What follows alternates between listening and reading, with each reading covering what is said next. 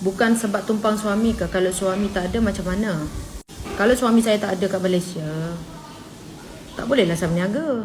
Nah, secara dasarnya itu kerajaan Malaysia tidak pernah ya menghalangi jika ada warga asing mau membuka perniagaan di Malaysia ini.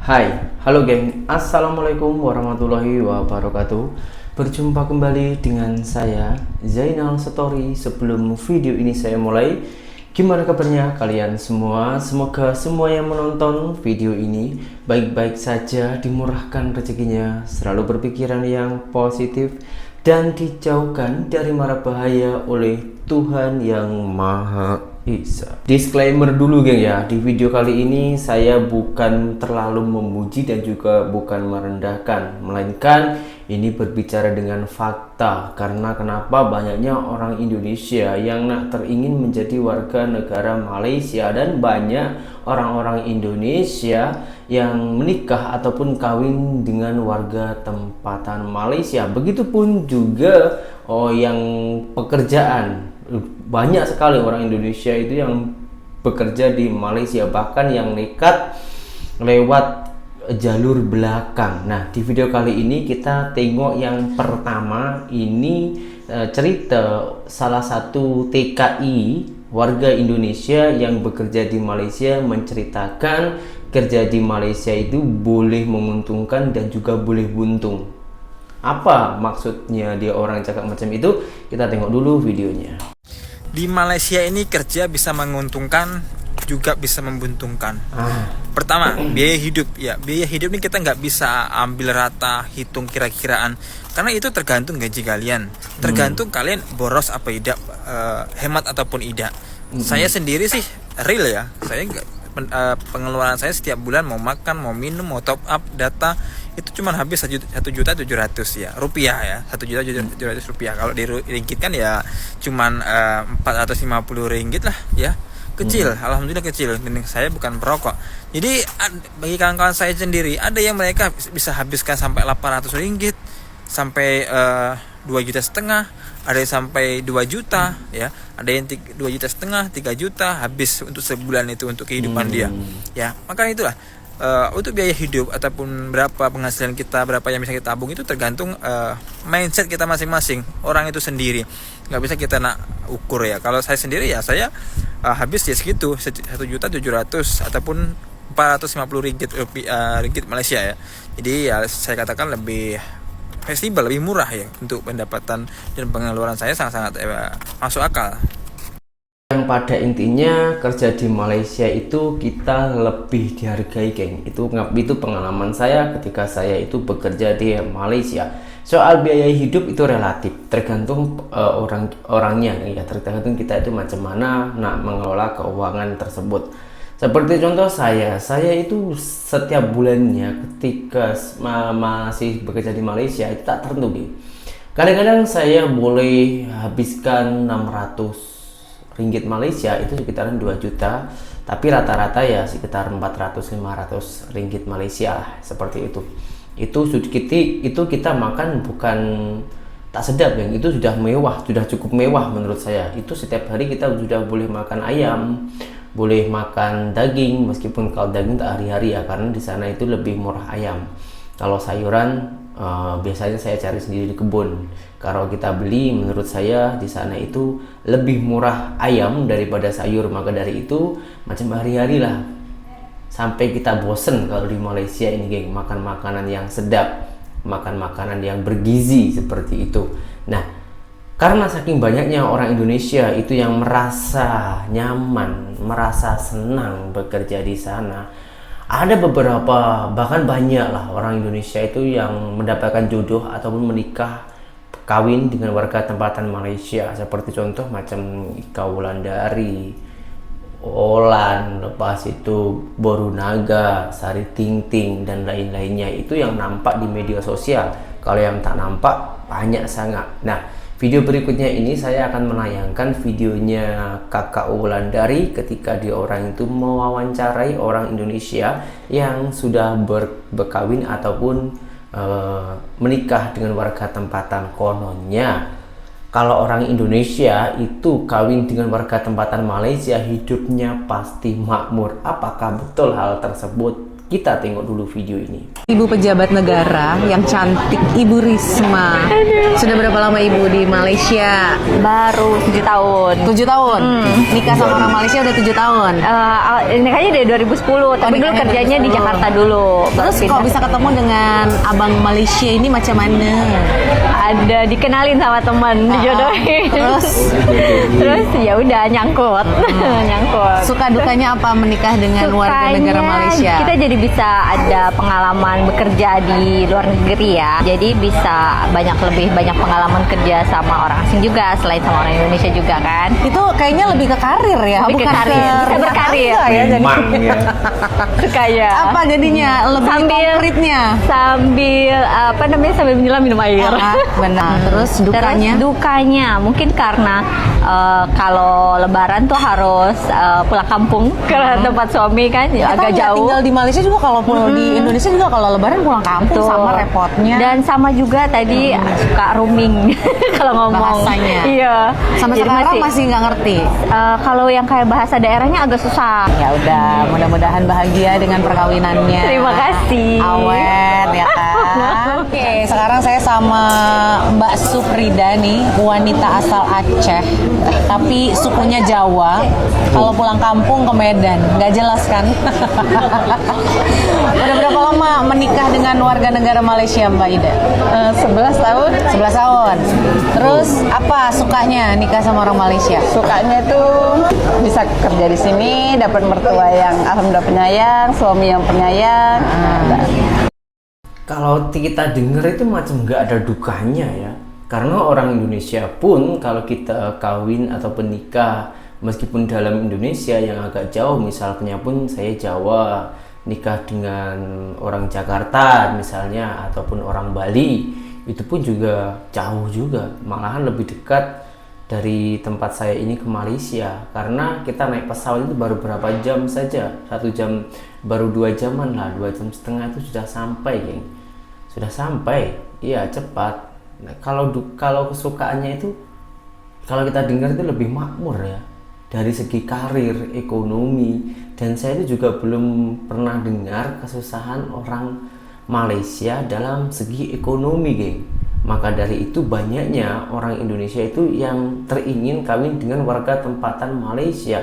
Bukan hanya itu saja, bahkan orang Indonesia yang menikah ataupun kawin dengan warga tempatan Malaysia itu rata-rata ya, bukan semua ya, rata-rata itu mengambil keuntungan. Maksudnya itu membuka perniagaan. Banyak seperti itu, geng. Nah, kita ambil pengalaman dari wanita Indonesia ketika buka bisnis ataupun perniagaan di Malaysia setelah menikah dengan warga tempatan Malaysia, dan ketika nanti sudah pisah ya, sudah tak bersama, itu macam mana bisnisnya? Apakah orang ini hanya mengambil kesempatan dari warga tempatan Malaysia? Kita tengok dulu videonya. Bukan sebab tumpang suami ke. Kalau suami tak ada macam mana? Kalau suami saya tak ada kat Malaysia, tak bolehlah saya berniaga. Saya berniaga kat Indonesia lah. Faham tak? Dekat sana pun ada perniagaan saya punya family. Macam tu lah. So disebabkan kita kahwin dengan orang tempatan, okey, saya gunalah nama suami saya untuk nak buat SSM semua. Contohlah, kalau saya kahwin dengan orang tempatan pun, tapi kalau saya malas, busuk hati, kalau saya asyik busy body tentang orang, dengki, itu je saya golek-golek kat TikTok. Saya takkan capai apa-apa dalam hidup saya. Betul? Kalau itulah yang saya punya perangai dekat dalam TikTok ni. Betul tak? Tapi yang benda-benda macam tu kita tak ada masa. Kita berusaha sendiri. Okey? Daripada mana pun kita berasal, yang paling penting kita kena usaha sendiri. You nak capai apa-apa dalam hidup you, kita kena usaha sendiri. Okey? Kejayaan itu kita tak boleh tumpang siapa-siapa. Kejayaan itu kita bina. Kita berdiri di atas kaki kita sendiri untuk membina kejayaan tu. Jadi, kejayaan itu kita tak boleh tumpang. Ya? Kita boleh tumpang isi je. Macam tu. Okey, so awak niaga lah kat Malaysia ni. Kalau you orang tempatan lagi best. senang dapat bantuan, semua-semua. Betul. Malaysia ni bagus apa? Ya. Okey, dia sangat utamakan rakyat dia. Betul. Itu apa yang saya nampak lah. Teruskan berusaha. Nak berniaga, teruskan berniaga. Okey. Kita hari-hari busy cari duit je tak sempat nak scroll TikTok orang. Itulah kita. Betul apa yang dikatakan kakaknya tadi itu ya. Bukannya numpang, tapi dengan menikah ataupun kawin dengan warga tempatan Malaysia itu ada jembatan untuk membangun bisnisnya ataupun perniagaan. Karena kalau setahu saya King ya, kalau di Malaysia itu sangat mudah. Memang kerajaan itu memakmurkan rakyatnya. Jadi yang pada intinya seluruh rakyat Malaysia apabila dia orang itu teringin membuka perniagaan itu dipermudah King. Tak macam di Indonesia lah ya. Di Indonesia ini kalau yang pelosok itu pun susah King, karena kita nak cari internet itu di sebagian ada yang susah. Banyak sih bermacam-macam. Oke lah, kita tak mau cakap dengan negara saya Indonesia ya, karena ini saya membahas tentang perniagaan di Malaysia. Nah, di video berikutnya ini penjelasan dari Kak Ika Wulandari. Dia orang itu kata warga asing itu boleh berniaga di Malaysia. Sementara kita tengok tim surplus itu memberantas warga asing yang berniaga di Malaysia. Nah, si Kakak Wulandari ini seorang YouTuber yang cukup besar di Malaysia. Dia orang itu memberikan informasi katanya warga asing itu boleh berniaga di Malaysia. Tentunya ini pasti ada syarat-syarat tertentu. Kalau kurang nak teringin tahu, jom kita simak penjelasannya dari Kak Ika Wulandari.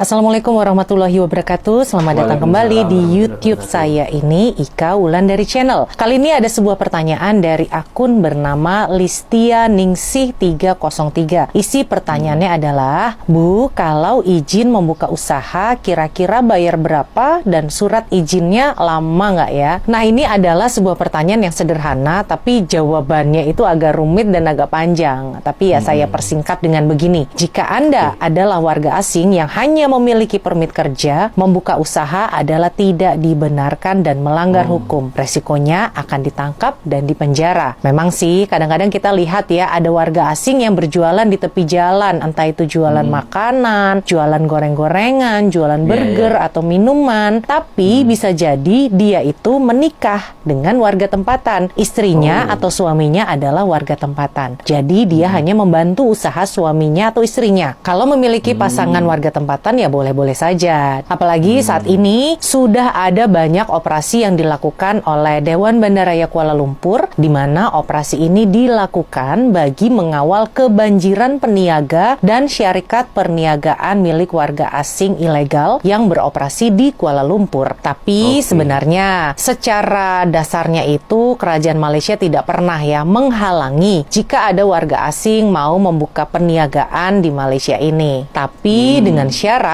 Anda adalah seorang warga asing yang kaya raya, punya uang yang banyak banget. Jika Anda banyak uang, tentu tiada halangan kalau mau buka bisnis, buka perniagaan dan perdagangan di negara manapun Anda akan diterima, bukan cuma di Malaysia. Karena negara mana sih yang akan menolak jika ada orang kaya raya mau invest dan menaruh uangnya di negara itu? Sama halnya seperti negara kita Indonesia. Pemerintah Indonesia kan sampai-sampai mengundang para orang-orang kaya di berbagai negara untuk invest uangnya ke Indonesia. Karena investor asing ini tuh sangat diperlukan untuk sebuah negara. Dengan adanya investor asing, mereka bisa buka usaha atau buka bisnis dan akan banyak sekali manfaat yang didapat oleh suatu negara dengan adanya para investor asing yang kaya raya ini, dan juga tentunya memiliki pengaruh terhadap pendapatan nasional negara itu. Sebab dengan adanya invest yang naik nih di negaranya, pendapatan nasionalnya juga naik. Para investor asing ini juga bisa membuka lapangan kerja untuk warga lokal, meningkatkan pendapatan negara, dan lain-lain. Kan banyak ya restoran di Kuala Lumpur ini miliknya warga negara Arab Indonesia. Saudi mungkin. Banyak juga Saudi. restoran Italian food yang pemiliknya orang Itali langsung. Orang Indonesia juga punya banyak restoran di sini. Contohnya nih, beberapa teman saya warga negara Indonesia. Dua-duanya warga negara Indonesia. Banyak tuh yang membuka restoran di Kuala Lumpur ini. Ada sebuah restoran nih masakan Indonesia di TRX Mall yang baru di Malaysia itu. Dan pemiliknya adalah orang Indonesia. Ada juga teman saya punya coffee shop di Cyberjaya. Dan kebanyakan orang Indonesia yang punya bisnis di Malaysia ini, mereka semuanya adalah pemegang premium visa. Di mana pemegang premium visa ini harus punya uang deposit ke Bank Malaysia sebesar 1 juta ringgit. 1 juta ringgit ini harus dimasukkan ke Bank Malaysia. Kalau rupiahnya itu sekitar 3,5 miliar rupiah. Dan uang deposit 1 juta ringgit ini tidak bisa diambil selama 20 tahun. Ini baru fixed deposit. Oh, kalau macam itu lebih baik kita kawin aja dengan warga tempatan Malaysia ya, geng. Tapi pertanyaannya, apakah wanita Malaysia itu mau menerima kita? Ya, semua itu tergantung kita sendiri. Macam mana adab kita, macam mana tanggung jawab kita, macam mana cara kita untuk memuliakan seorang wanita, semua itu tergantung pada diri kita masing-masing. Dan dikembalikan lagi, semua itu Allah yang mengatur, geng. Karena jodoh itu di tangan Tuhan. Kita hanya mengikuti ataupun menjalankannya. Jadi kalau kita ini tak boleh terlalu berambisi untuk berniaga di Malaysia dengan cara kawin dengan warga tempatan Malaysia, tak boleh, geng. Di Indonesia pun sebetulnya juga macam itu, tapi banyak yang melanggar ya, geng. Contohnya di Bali itu banyak orang-orang asing, bule-bule yang berniaga di tempat kita yang secara ilegal, yang tak ketahuan. Banyak juga di Malaysia pun juga macam itu. Cuman bedanya kalau di sini itu kalau di sini kalau warga asing yang berniaga itu tak seberapa dihalau, geng. Entah kenapa saya kurang paham, karena saya tengok di berita-berita media televisi itu banyak yang berniagaan tanpa ada dokumen, geng. Tapi tak seberapa ketat macam di Malaysia. Ya, moga-moga aja Indonesia ini lebih ketat lagi, diperketat lagi. Jadi warga kita itu tak payah bingung-bingung nak mencari pekerjaan di luar negara, sampai-sampai hanya teringin mendapatkan harta ataupun berniaga di luar negara. Kita harus menikah ataupun kawin dengan warga tempatan Malaysia. Macam mana menurut korang, geng? Kembali lagi ya, semua itu tergantung pada Allah Subhanahu wa Ta'ala. Jadi kita syukuri, kita jalani. Kita sebagai manusia hidup itu harus amanah. Apa yang dititipkan kepada kita, misalnya kita kemampuannya macam ini, ya sudah kita jalanin aja. Tak payah muluk-muluk, tak payah teringin yang tidak-tidak. Takutnya nanti tak kesampaian. Kalau tak kesampaian itu sekali jatuh rasanya sakit, bulu stres, geng. Oke, itu saja yang bisa saya sampaikan hari ini, dan semoga video ini ada manfaatnya, dan berjumpa kembali di video saya yang berikutnya. Saya Jainal Story, seorang mantan TKI Malaysia. Salam TKI sukses. Assalamualaikum warahmatullahi wabarakatuh. Bye bye.